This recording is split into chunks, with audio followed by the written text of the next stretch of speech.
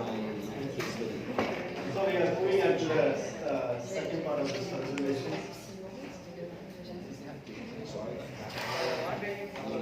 It's based on the labels. Okay, please come back. Okay, quickly. Okay, let's come back.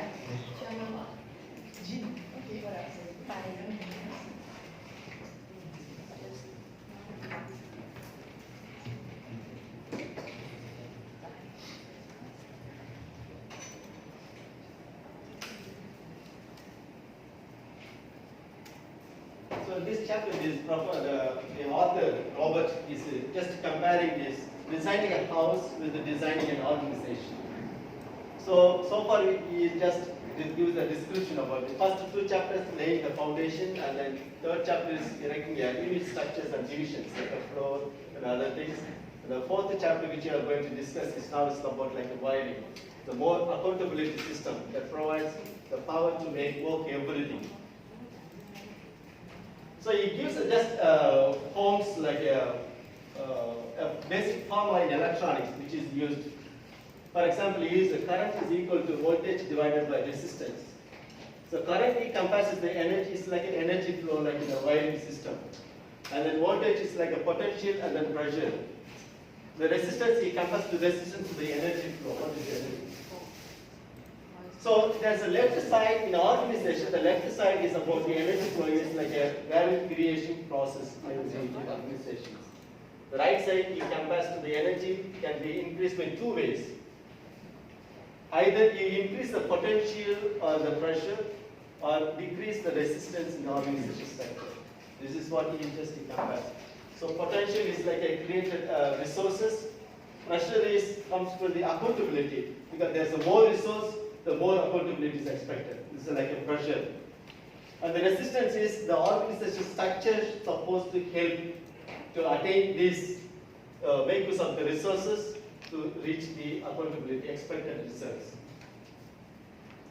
So therefore, in any organization designed to create value, it requires three variables: resources, accountability, and resistance. We have seen the resource in the first two chapters and three chapters. Now we are going to see the two variables, accountability and the resistance. So again, we go back to the same analogy, like a building a house and then the building organization. When we constructing a building, we have to install a variety of wiring types for lighting, heating, and cooling appliances. Then wires also differs in colors, sizes according to the requirements. Same thing in an organization, we need to install a variety of performance measures which we are evaluating the individual performance. We need to install different measures. So for example, the Microsoft technical officer, he gives one quote: to have scale, you have to have accountability. And to have accountability, you have to have numbers. Simply, accountability is in numbers. So there are two kinds of measures is coming out. One is financial. The unit measure of financial is money, like a revenue, expense, and the profit. Non-financial measures like other than the money, quantities, the reject rates, or market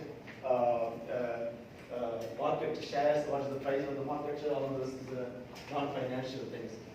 So any measures we use in our organization structure should fulfill this, should be objective, which we just, the previous subjective and objective we are talking about it, and then it should be more like a complete, it should be able to give us a complete report, not like a partial. And it should be more responsive. Response means, for example, you put more effort, the result should be more. The effort should be more responsive. The result should be more responsive to my effort. That is, so any measures should be have these three steps. Objective, should be complete, and should be responsive. So in addition to these three measures, what is more important is any measure should be linked with economic value creation. So he is taking accounting measures first. So accounting measures will have these three wheels of financial accountability. First wheel is, this is a profit wheel, represents four interdependent variables like a sales, then operating expenses, and the investment things. Last, the exam, the midterm exams is based on this. This is, for example, operating is like a cost center, and then revenue center, and then we have investment centers. Each variable should perform well so that the profit wheel is functioning well. So that is most of the things we talked about here. Then we have cash wheel. Cash wheel is depends on the three things: account receivable. Because when we do business, the organization, we should quickly get the cash in hand. Should not keep it, should not be any due. So that is it. So cash receivable must be turned into cash quickly. Then inventory turnover supposed to be supports the sales and the cost of goods sold must be managed to avoid excessive carrying cost. The inventory should not be more at the end of our sale. Should be very, very less, which means the sale is doing well. And then each department is functioning well. That is a main idea. Then he is introducing another third is return on capital employed to include the resources used to achieve the profit. For example, the $34 million we have gained.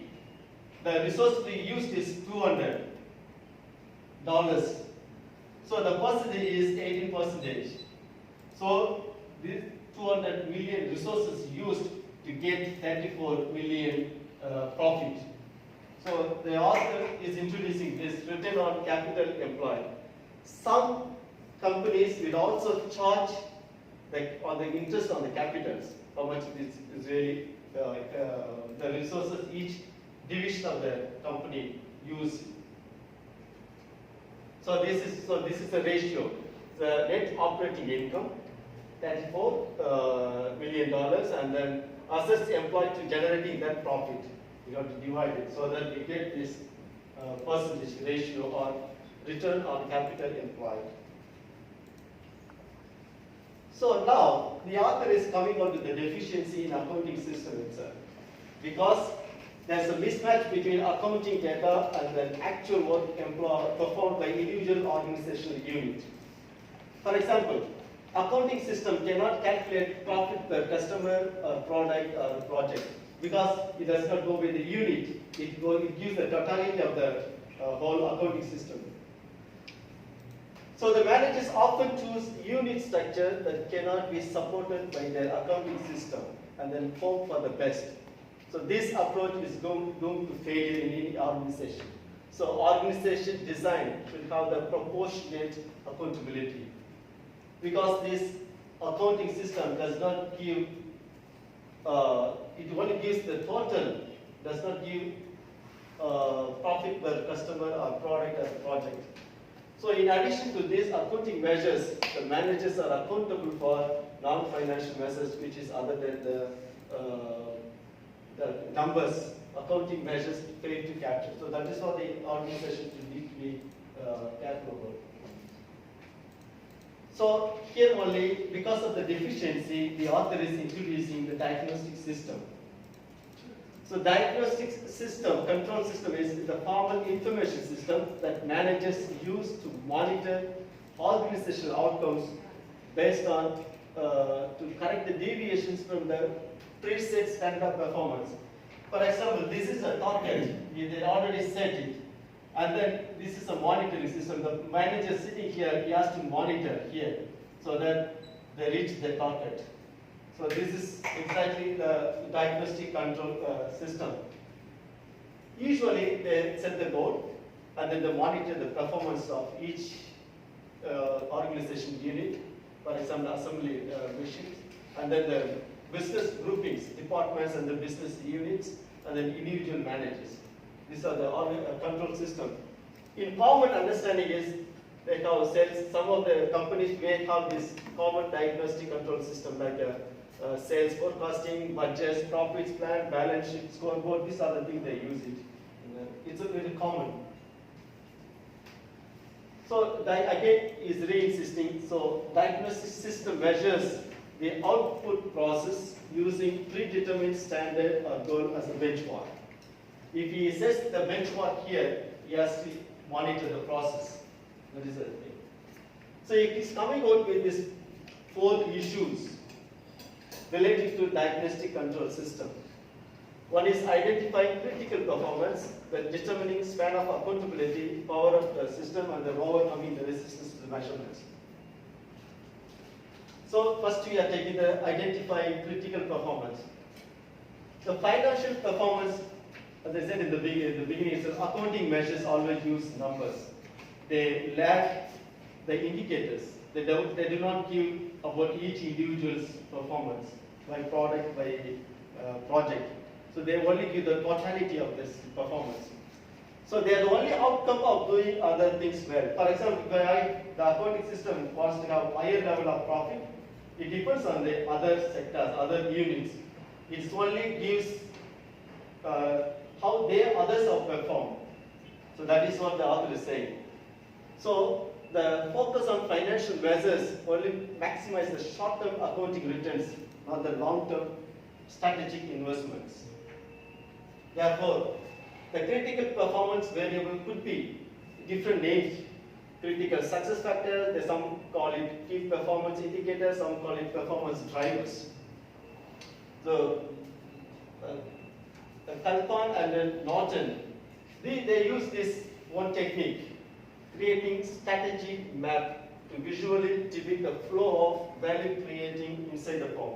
Because the accounting measures only give the totality things. Therefore, if they are introducing this concept, strategy map, to visualize how each process internally, how they create value to this whole system. So any manager should be able to sketch or map the sequential internal drivers of value creation inside this organization. So the author is giving this map. For example, each step in each organization internal system creates a value to attain this profit. So they are just giving this. For example, it has got three. He is taking an example of National Bank's online financial service strategy map. So they add, retain high value and high potential value customers. Then they also take increase revenue per customers and then reduce cost per customer. So how this banking system works to create value. So internally they also work. And then finally they reach their target. You can just see the map and then you can let me add some additional information here. Okay. So when you look at this, what was your impression of this strategy map? Very complicated, right? Yes, it is. Okay. So actually, you know, this is when we're outsiders. Okay. So when we look at this, it's not easy to understand. It's normal. It's not our fault. Okay, don't worry. You're fine. It's not you're stupid or you don't understand something, because this is the result usually after the. Let me introduce their approach. Okay, Kaplan and Norton, they actually coined the term balance scorecard. They have you heard of this term, balance scorecard? Okay, balance scorecard is the approach that the two. Can we go back to the previous one? Here, right, Kaplan and Norton. Okay, they actually came up with the concept of balance scorecard.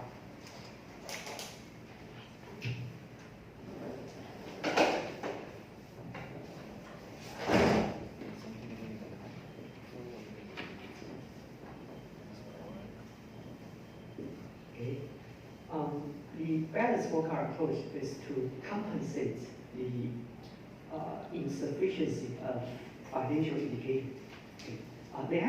They are actually accountants. Okay. They come from the accounting practice. Okay. But in accounting, as Crystal just presented, the financial indicators, okay, financial measures are normally when we see the financial result, for example, profitability, that's already finished. So there's a lag.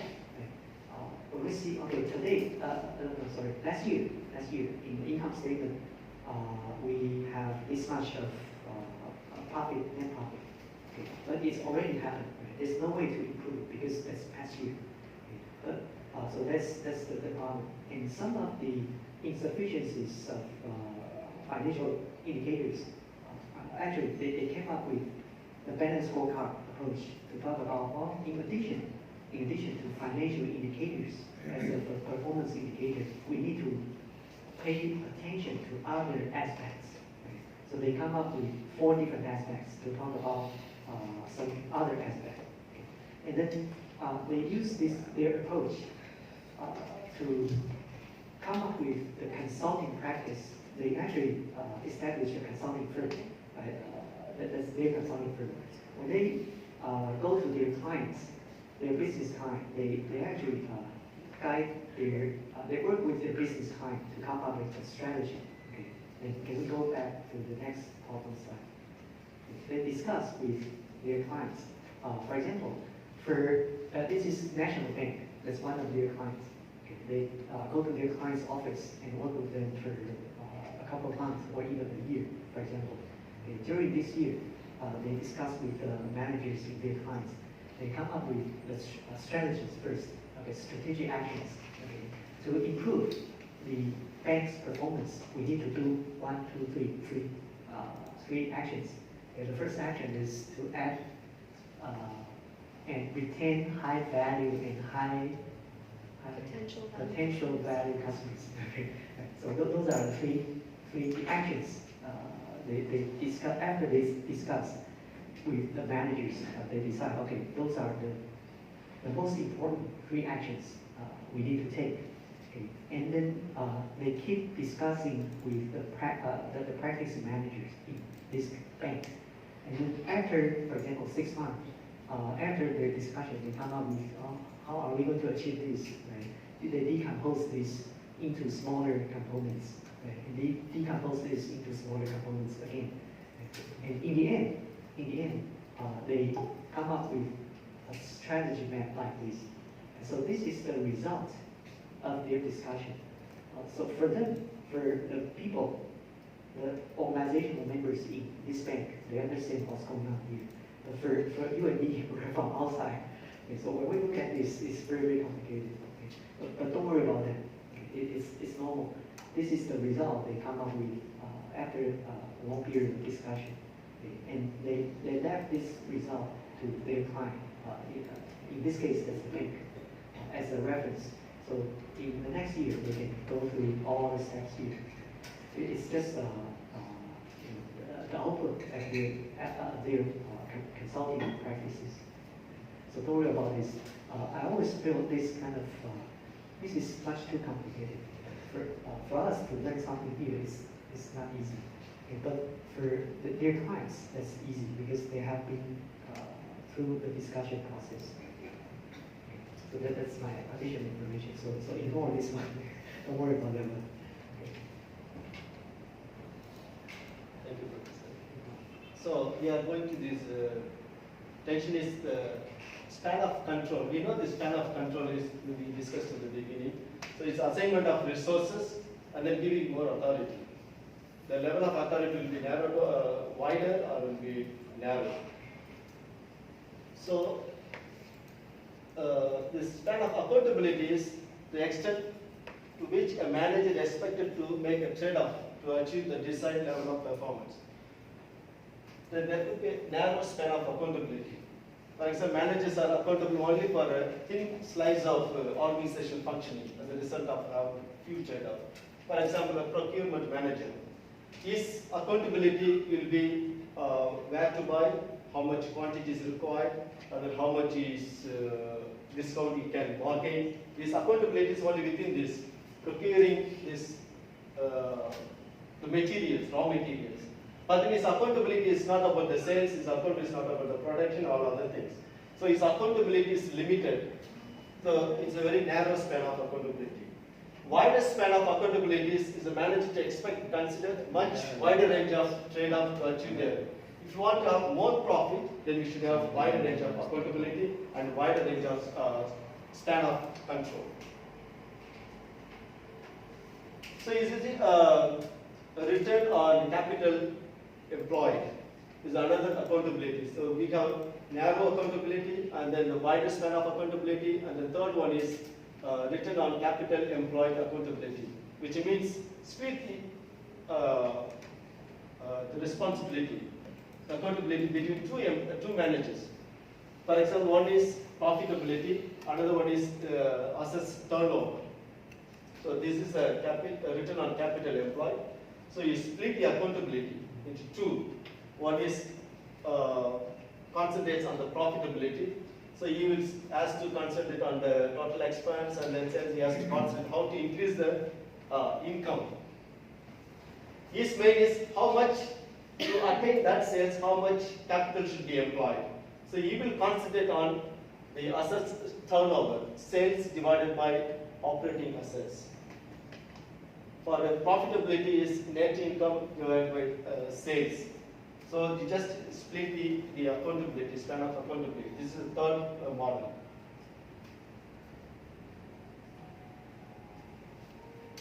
So another idea is, one tension is the span of accountability and span of control. The another tension is decentralizing decision making. The authority should match the responsibility. The more wider span of control and the wider span of accountability, they should more match. That is what the author is saying. So authority should match the responsibility. The wider an individual's responsibility, the more authority or she should have, or the resources needed to accomplish the desired results. It's a simple idea. For example, this is like a centralized decision structure. It is very, very narrow. Span of accountability is very narrow. Here the accountability is a little wider. So this is a decentralized decision structure.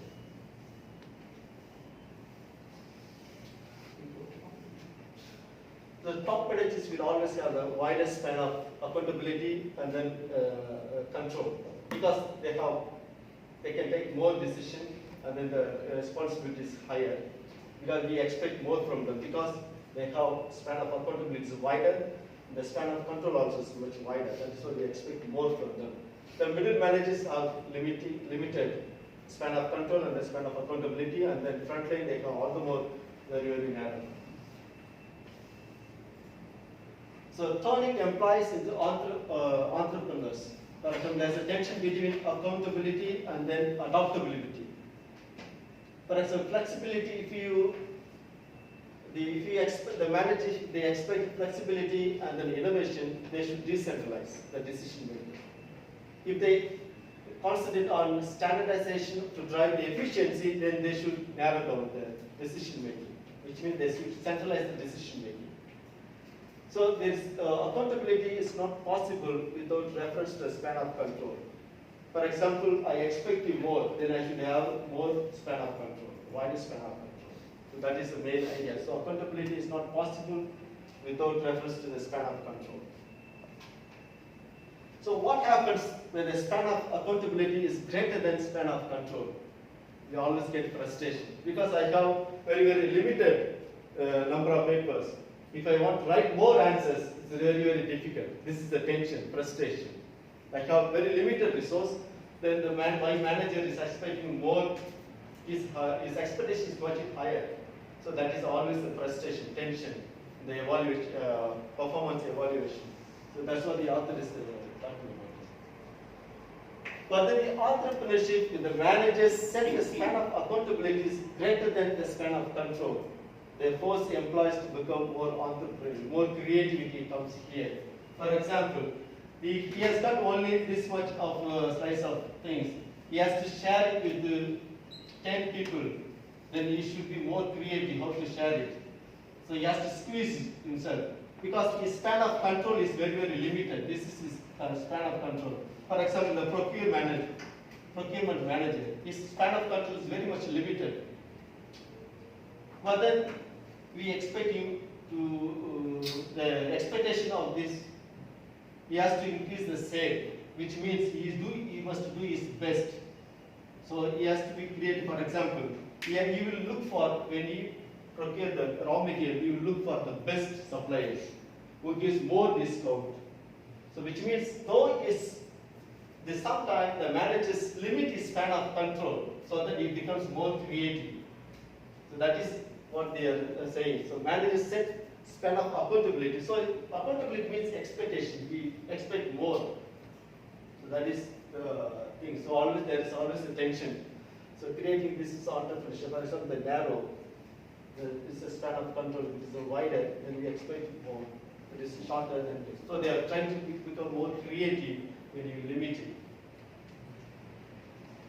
Let me add a little bit additional examples here. The idea here is clear.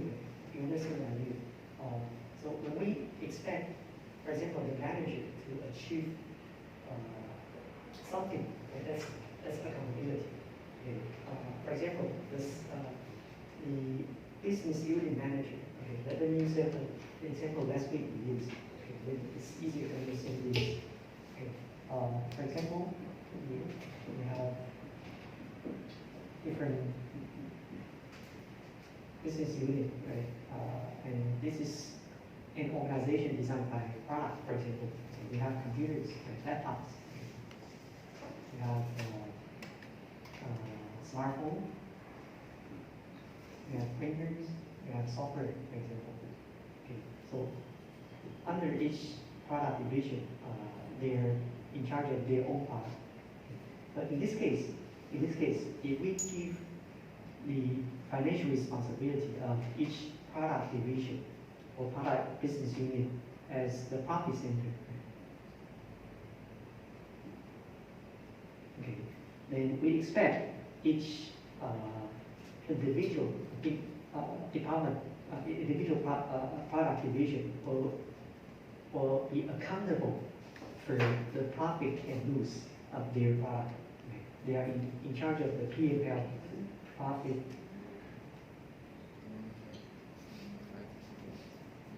and loss. Sometimes we use P&L as the acronym.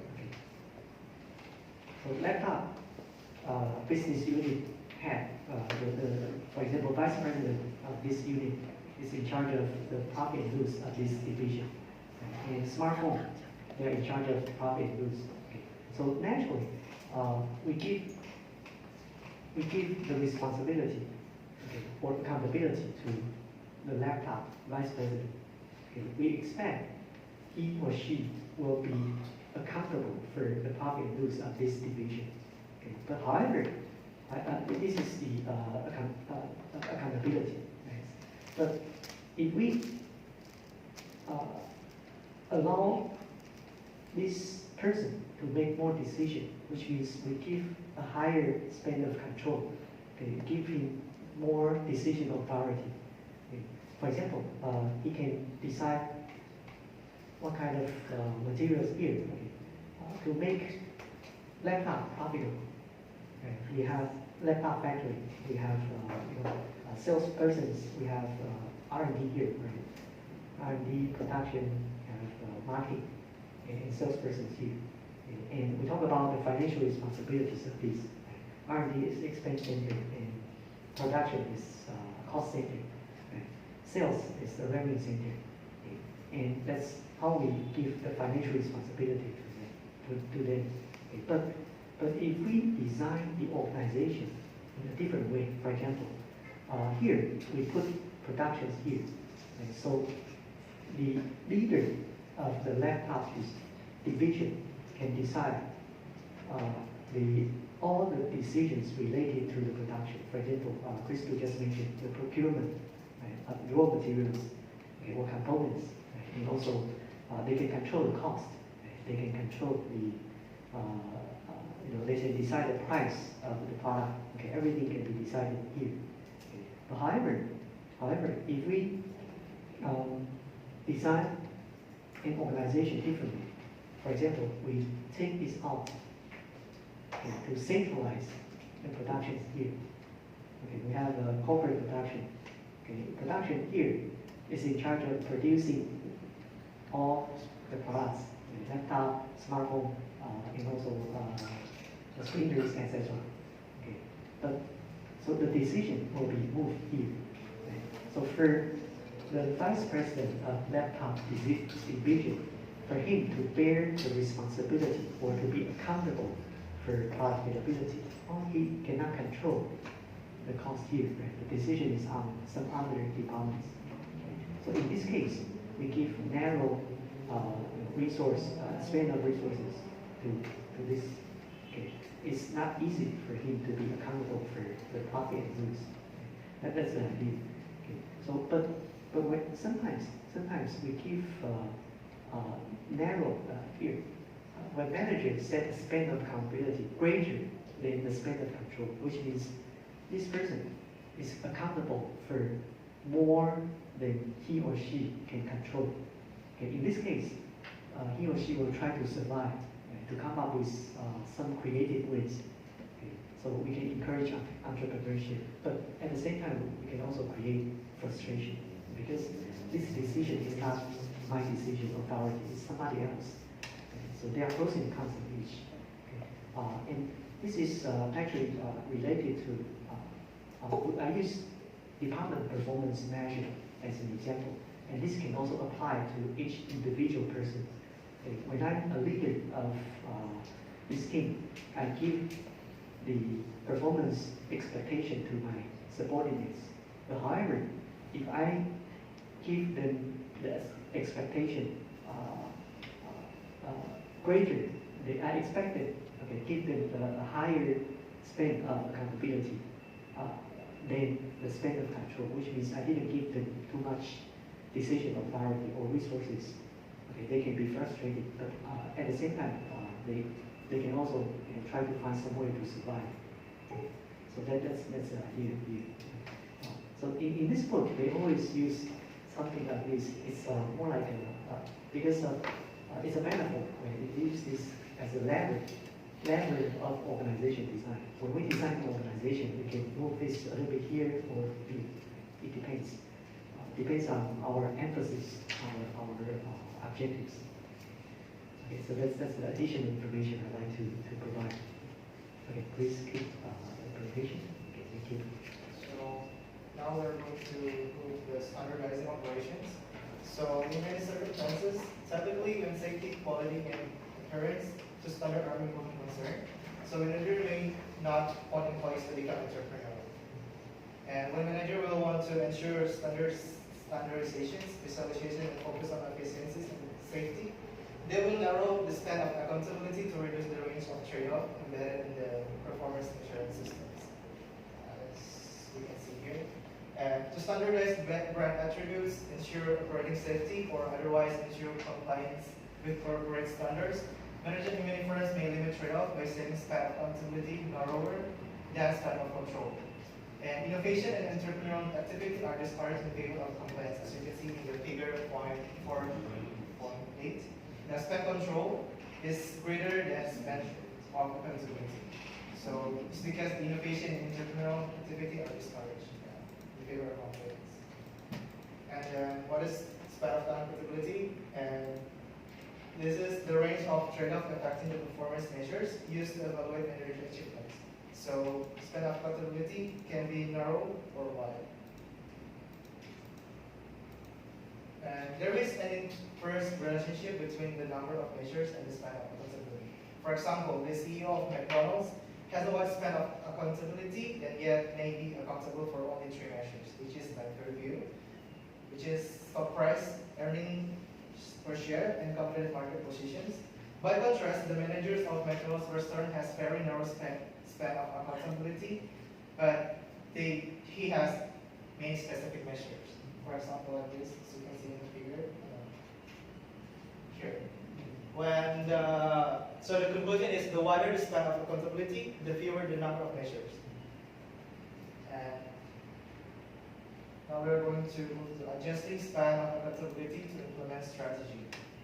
And after choosing the basic structures and configuration of an organization, managers must make decisions about the span of accountability for each operating core and market-facing unit. This is one of the most important decisions in creating organizations to implement strategy effectively. So, manager of marketing-facing unit is likely to have wide span of accountability because customers' responsiveness is more important. And to ensure flexibility and innovation, and according to the figure 4.9 before, they may have accountable for a small number of measures. And on the financial side, most likely the span of accountability will exist exceed than span of control. And the purpose is that to stimulate the entrepreneurial behavior as they attempt to create value for customers and differentiate products or services in the marketplace. Here, as you can see here, the span of accountability is greater than span of control. And for the operating core units, where efficiency and economy of scale are important, manager will be given relatively wide of span of control and less in span of accountability. So powering up the system. So this is like how to like encourage the workers like to do the better job. So the first one is like to individuals must be rewarded for achievement of the measure for which they are accountable, and incentive can include more than purely financial rewards. But there is two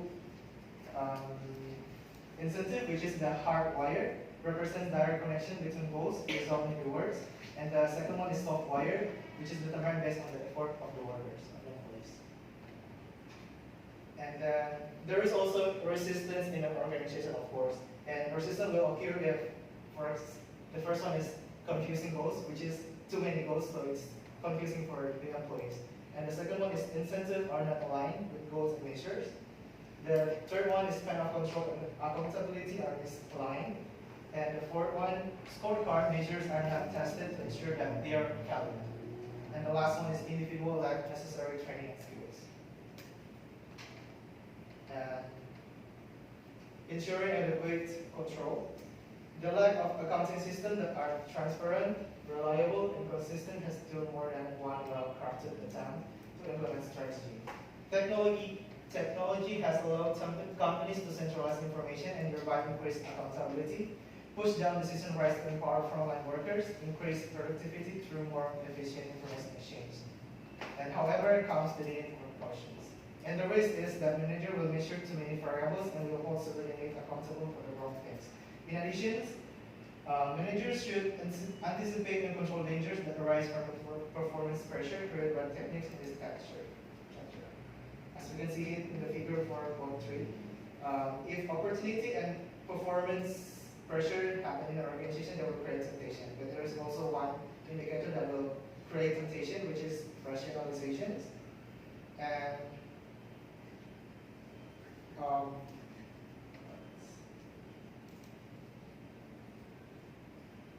performance, as we can see here, performance pressures arises from the pressures, targets, and incentives created by diagnostic control systems. Then opportunity arises from access to resources and the ability to cut corners or use assets improperly. And they can both lead to the temptations. How to prevent? The managers can eliminate one of the three ingredients. For example, managers should eliminate the ability of people rationalize unethical behavior, or eliminate the opportunity to engage in unsound business practices.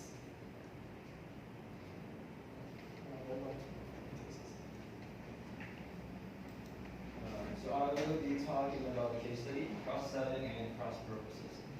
Cross-selling is basically selling another product to the same customer, while cross-purposes is like two people talking about something, but they don't understand each other because they're talking about different things without realizing, so they don't understand each other. Basically, the cross-purposes here is about the conflict between the sales force and the consulting department. So a little bit of background. The case study talks about TopTech. It is a software company maker.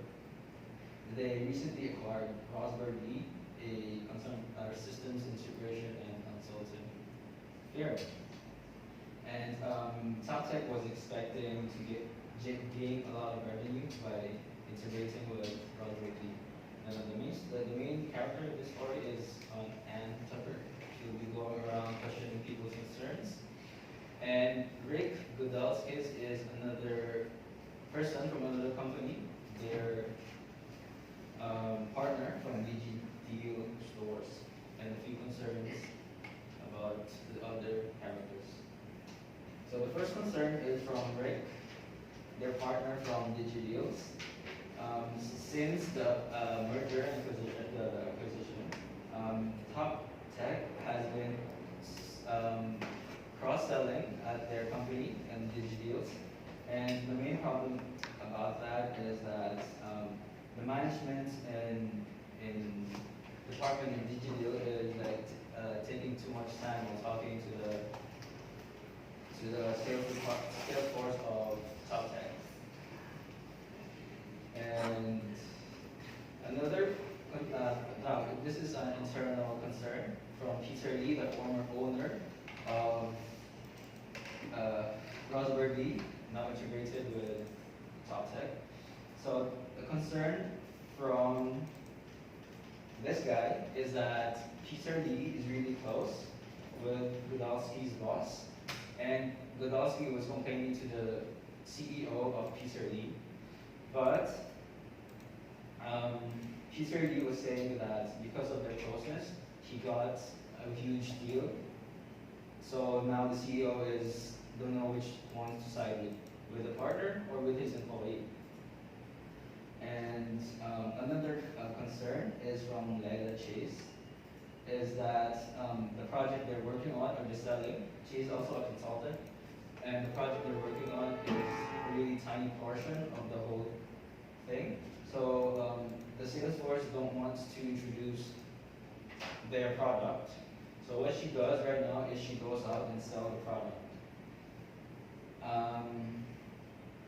Since the time it takes for a seller, for the sales force to introduce her product and to introduce another bigger product is the same. And when the sales force actually introduce products, it sometimes takes months to even years. Now before the merger, she was heralded as a hero, but now it upsets people because Peter Lee has some problems with the compensation about the compensation when selling product. So when someone, even if it's not from the sales force, sells a product, the bonus or the points goes to the sales force, not to the one. So maybe like Leila Chase, she sold the product, she's a consultant, but she doesn't get any bonus from this. The sales force gets the bonus.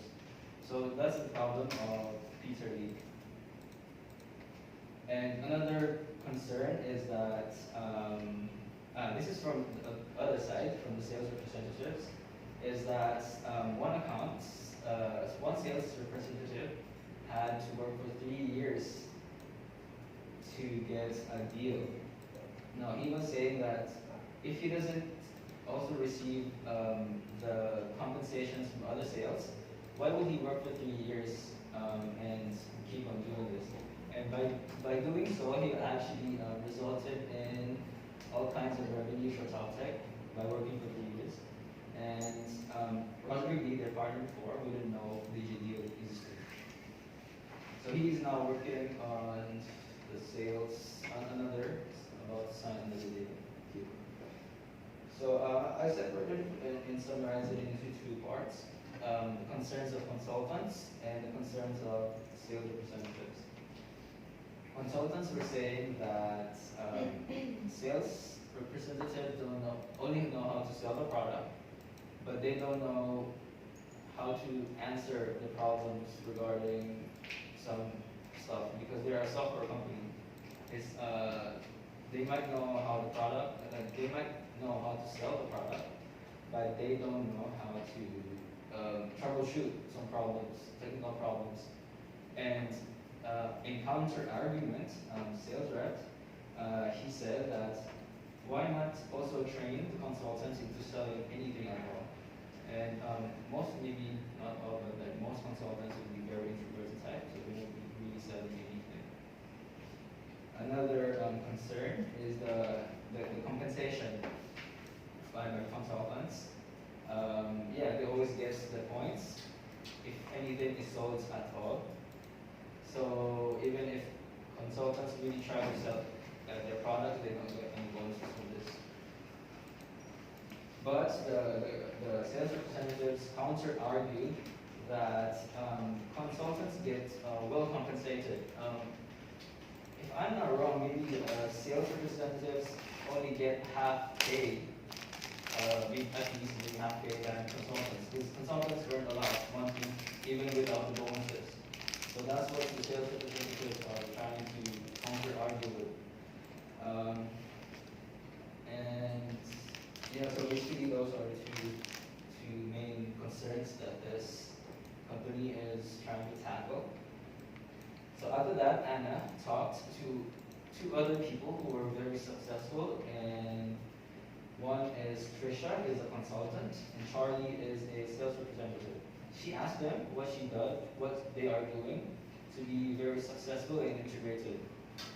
Trisha told the story that there was once she had a consulting meeting with a client, and after the consulting,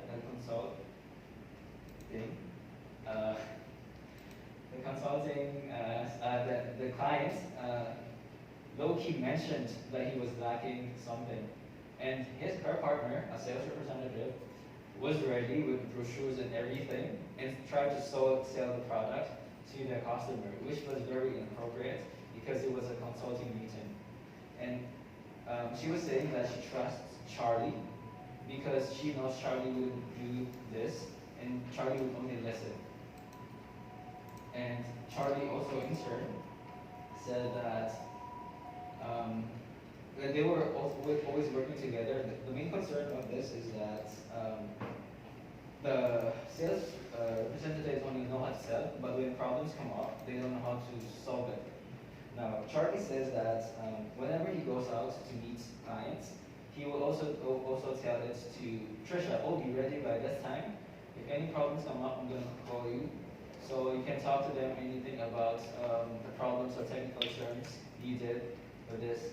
So they're working in tandem. So whenever Charlie is making a sale, he will always push through it. And when problems come up, he can readily call Trisha.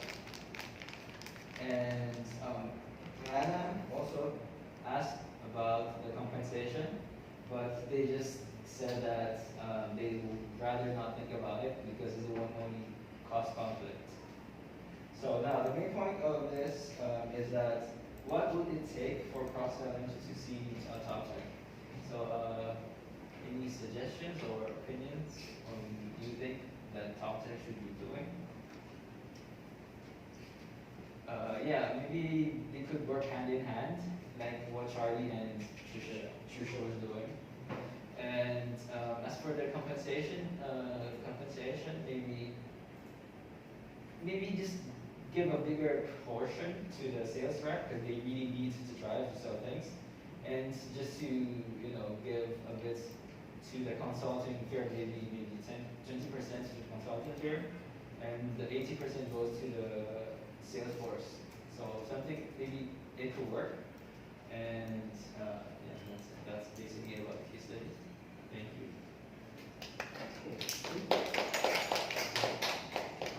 So let me quickly go through the case first. Okay. So to understand the scenario of this case,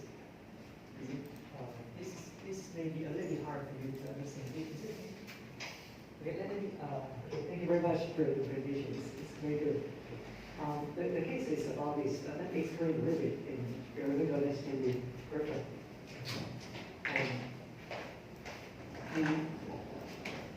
The software company acquired a consulting firm or SI, Systems Integrator. In the industry, it's something like this.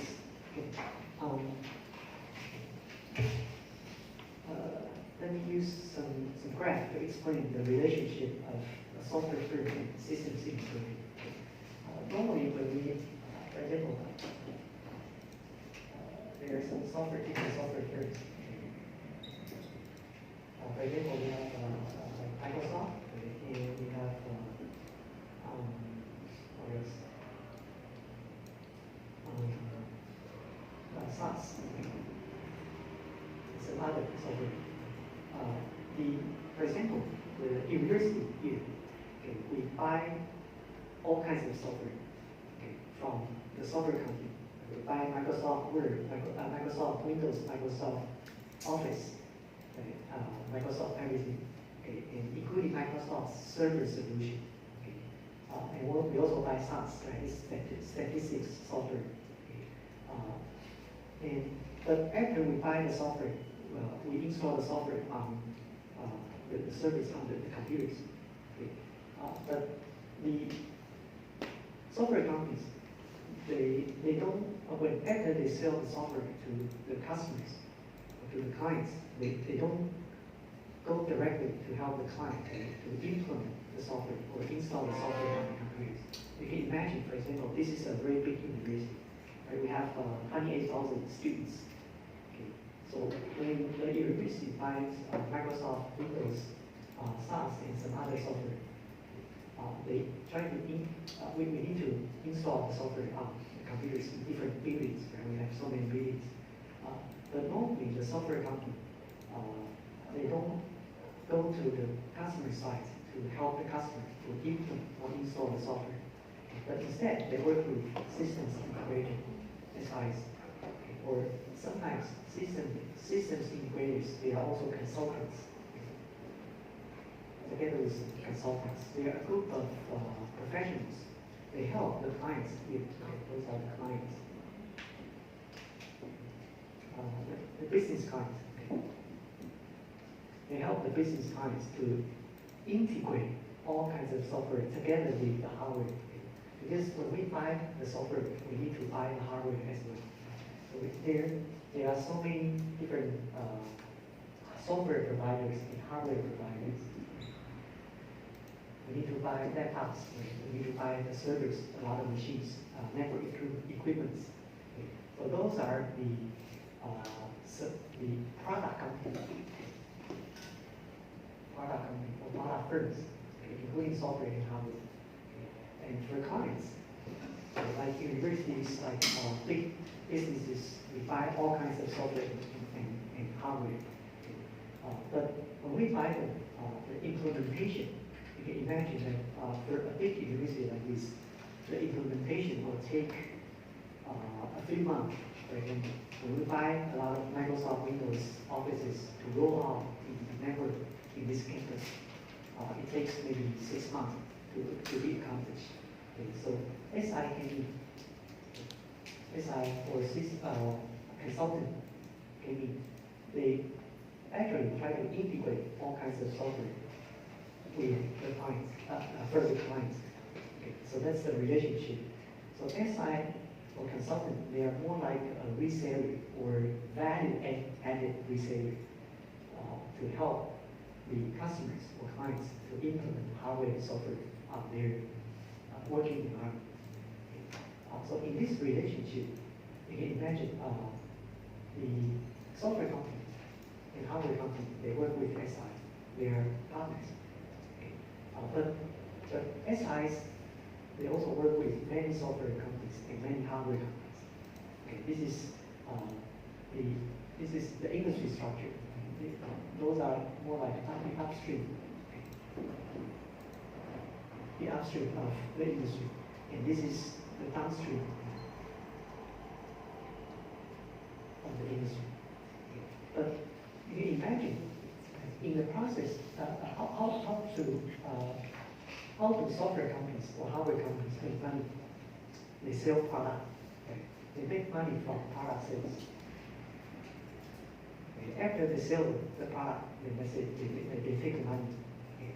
But the implementation are actually performed by SI, systems integrated. They rely on project. Okay, they make money by selling and implementing the projects. Okay, a project can last for 6 months or a year or even 3 years, for example. Okay, it's more like a long-term project.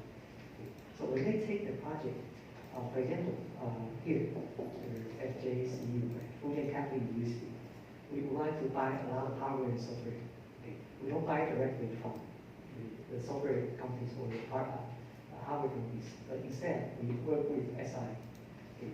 they are going to source from us and then implement the project within a year, for example. Okay.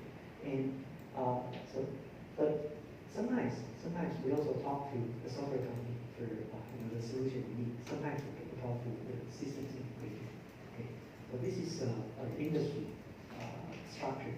If you can imagine, SI, they make money from projects, and normally it's the long term. But product sales is one shot. It's one shot. And in this industry structure, you see there are so many SIs, so many software companies and hardware companies. Okay, it's relationship is something like this. They work with so many. And in this case, the scenario is like this. There's a software company here, TopTech, the software company. They acquired an SI. Okay, they acquired an SI. And you can imagine what is the purpose? What is the purpose for the software company to acquire an SI? It's this is a strategy that is called the downstream integration, right? The vertical integration. Okay. They acquire an SI. So what's the objective or motivation for a software company to acquire an SI? Okay. Think about this. In this industry structure, okay, SIs, they have a lot of customers, but they live on projects. Right? They go to the customers and to analyze the environment of the customers. It takes a while. After the customers are convinced that the SI is very capable, they are very professional, okay, they are going to sign a contract with the SI to take the project, for example, for a 3-year project. Okay. In the project, there are so many hardware and software. That's the business model of SI. Okay. So for SI and the clients, their relationships are more long-term. Once they sign a 3-year project contract, the SI will send the engineer to the clients to work with the clients for 3 years. But they don't have many projects, right? A limited number of projects. But their relationship is long-term. Okay. And if the customers are very happy about the SI, normally the SI, they reach the customers is something like this. Okay. SIs, they have their customer base here. And this SI, they have another group of customers following them. Unless they are not happy, something the SI made a big mistake, totally screw up. Okay, if this happens, they are going to switch to another SI. But normally, if not, they are going to keep working with the same SI for a long-term base. After the 3-year project, they need something else. The SI will help them to implement something else. Okay. So SI actually they have the customer base. Okay. But for software companies, the purpose for them to acquire SI, you can easily imagine what is the motivation. What is the motivation for a software company to acquire an SI? Have more customers? Instantly, they can get the customer base from the SI. Right?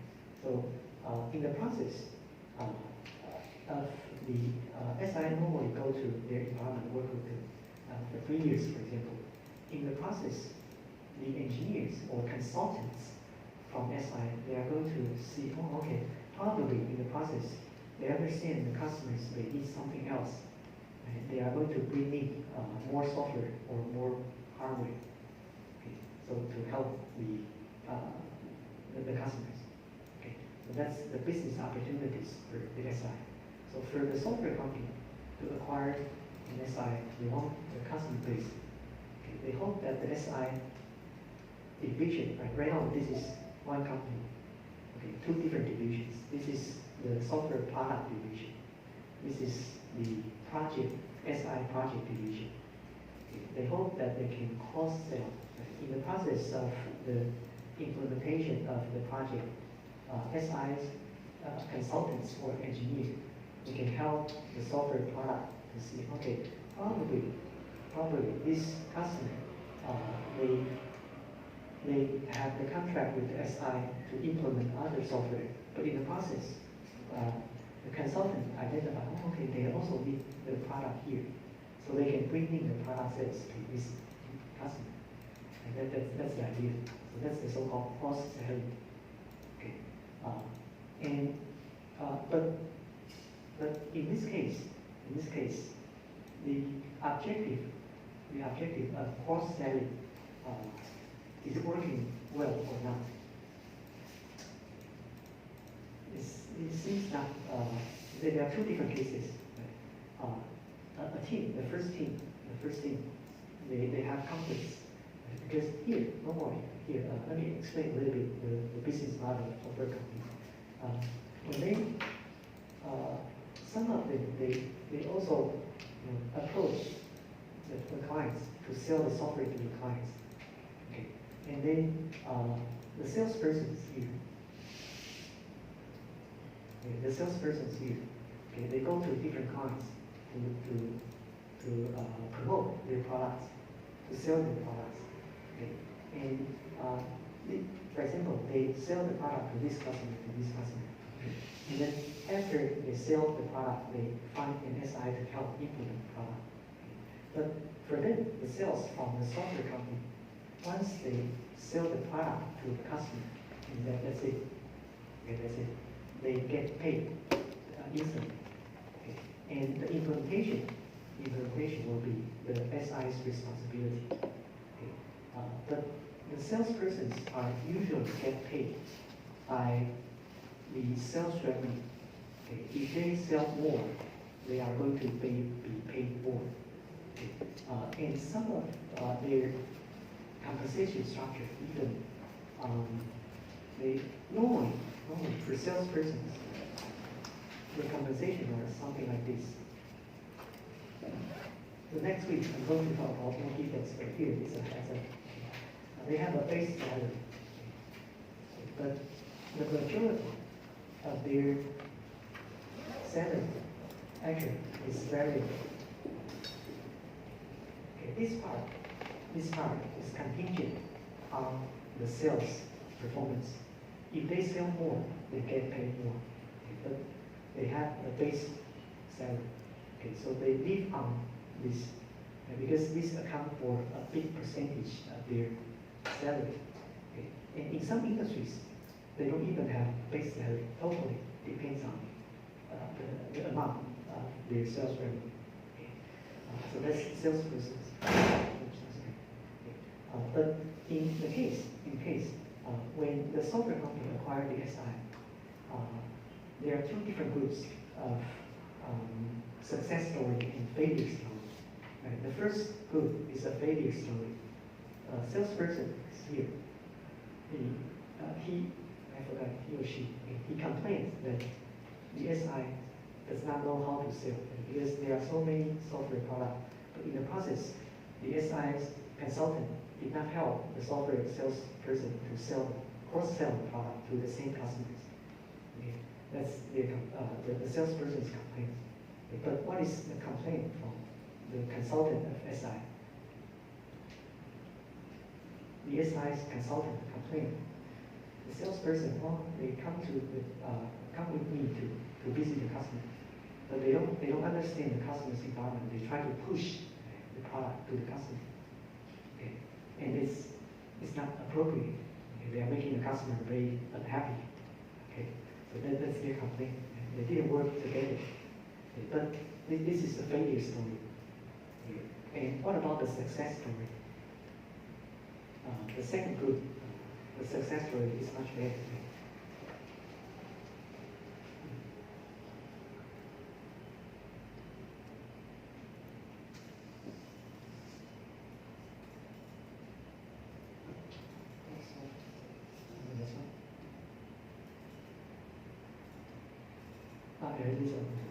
This is a success story. So in this group, the salesperson normally, let me add a little bit of information here. normally those kind of salespersons are the so-called account sales. Okay. Account sales or account representatives, account rep. Okay. Account means business customer or clients. Okay. They talk to the business clients or customers. Okay. They are account sales. Okay. So in this case, the account sales is who is Charlie. Charlie is the sales rep. Okay. And Trisha is the consultant. Okay. They work fine. Okay. So how does it work? Okay. Trisha trusts Charlie. Okay. You will not start a sales pitch in the consultation process. Okay. They have the mutual understanding. They are helping each other. Okay. They have the mutual trust. Okay. So this is the success rate. Trisha trusts Charlie because Charlie will not push the product at the customer side. Okay. He will wait until Trisha bring it up, and then he will bring, okay, we also have this kind of software to be offered. Okay. And also Charlie knows how to listen and ask for support for consultant when needed. Okay. And Charlie also trusts and also admires Trisha. Okay. He said that, well, Trisha, whenever needed, okay, after they sell the product to the customers, they need the support, right? And Trisha, but the SI division, they have so many customers. Sometimes they are tied up with other customers. Okay, but for in this success story, Charlie can always find Trisha to offer the support, okay, even with the short notice. Okay. And Charlie said, well, Trisha doesn't go on about the latest technical fix until their eyes glaze over instead of listening to their problem. Okay. Trisha is working perfectly with Charlie. Okay. She can provide on time or in time support for consultancy services. Okay. So this is the success story. Okay. So in this case, what can be the solution to make a more systematic solution to make all the different teams of a sales rep together with the consultant working like this? Okay, that's the case. Okay, so anybody who would like to bring your solution to this case, what can be the solution? Okay. The objective is to align, right? To align the mentality or thinking or objective of salesperson, sales rep with consultant here. Right? But how can we achieve that? The alignment of objectives. Yes. We could try job rotation. Uh-huh. Job rotation to have different perspective from the Okay. other department and see what is necessary for the client in their perspective. Okay. Job rotation is possible, but in this case, maybe a little bit difficult. Okay, because they have different specialties. Okay, sales rep. What's the strength or specialty of sales rep? They are very good in promoting the product, right? Pushing the product. A good sales is not always pushing. Right? They understand the customer. Right? They have very good relationship with the customers. Okay? They listen to the customers. Okay? And but they don't have the specialties of the technical details. But consultant, they have the knowledge of the technical capabilities. Yeah, that's their specialty.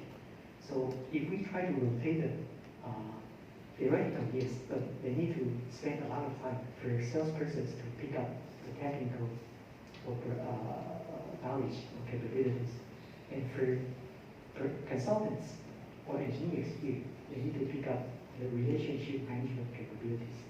Okay, then they can swap or rotate. But sometimes we do that. Okay, but it requires a lot of efforts. Okay, it requires a lot of efforts. But the idea is good. Okay? We try to have them understand each other, to understand their position and their position. So in this case, we didn't do anything. They are doing that very well. Right? They understand each other's position. and they try to work together. But in the first case, it's not so good. And do we have any solution? Today, actually, there are so many solutions. Right? We try to have some job rotation that's feasible. Okay. And what else? Okay. What else? The job rotation, the effort may be too big. Okay. Yes. Create teams, Okay, very good. sustainable teams. Okay, we put them, actually, right now they are working as a virtual team. Okay, but if we make it formal, and we put consultant here and sales here, we try to make pairs. Team 1, Team 2, Team 3. Okay, Team 1, Charlie and Tisha. Team 2, John and Smith, for example. Okay, Team 3. Okay. And we make permanent team. Okay, and if we make permanent team, what's the next step? How are we going to make permanent team working well like this?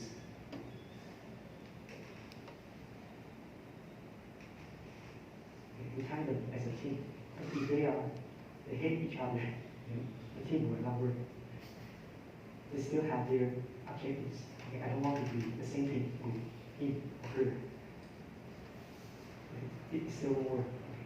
To make a permanent or formal team that's feasible, we need something else on top of formal team.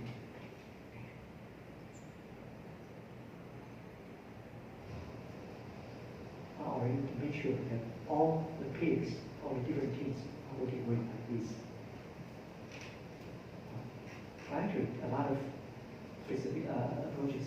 We can have some kind of team building activities or when we select the persons to make the team, we just select the consultants who can get along with a certain salesperson. In the team matching is that when we form a team, we select the people who are willing to work with each other. Then we can do that, and we can have informal activities to do some team building activities. And for them to understand each other or something like this, so they can work like this.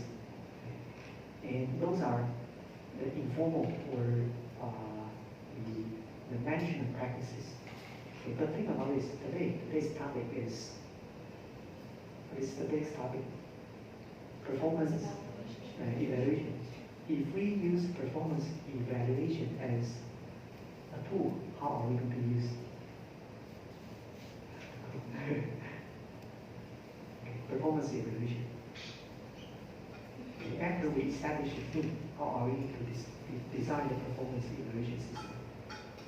Okay, we can use the team performance, for example. The team's compensation will be decided on the team's performance. If they don't work well, if none of you are going to be paid well. Okay. So we can have the team performance indicators. That's one of the possible ways. Okay. So when we establish a formal team, okay, we can have the team performance indicators to tie the performance of the team to the compensation of the sales rep and also the consultant. So they are forced to work with each other well. Okay. This is the formal solution or the systematic solution using performance indicators. Okay. And if we don't form a team, we don't form a formal team, we still let them to do the mesh by themselves. We can still use performance indicator to align their performance. For example, for the salespersons, they work with consultants. Previously, for example, we have different salespersons to sell different products. There are 5 salespersons to sell five different software products. But later, they need to, their compensation is no longer or their performance evaluation will not only be based on the product sales, but also be based on, for example, the customer satisfaction. So they are forced to work with the consultants well. And the consultant, they the complaint of the sales consultants that they don't know how to sell the product. So for the consultants, we can add some additional performance measures for them to sell the product. If you don't sell some of the products to a certain amount, then your performance is considered not so good. And we can add some additional performance indicators to each other to align their objectives. So that's the formal way. And for cost setting, it's very important to set the proper performance evaluation so they are forced to post sale. Okay, otherwise, in this case, it depends on the chemistry between the consultant and the sales rep. But if we have proper design of performance indicators, it will change. And that's the purpose we use for us to discuss on this. And so you know the idea. Okay, good. And it's about time to finish. Okay. And we don't have time to go through the PowerPoint part, but I'll leave the PowerPoint part to you to read. Okay, probably if we have time later, we're going to discuss the PowerPoint part for the whole framework of performance evaluation. Okay, so we can finish the day right now. Any questions? Any questions? Okay, good. Thank you very much for today. Okay, and I'll see you next week.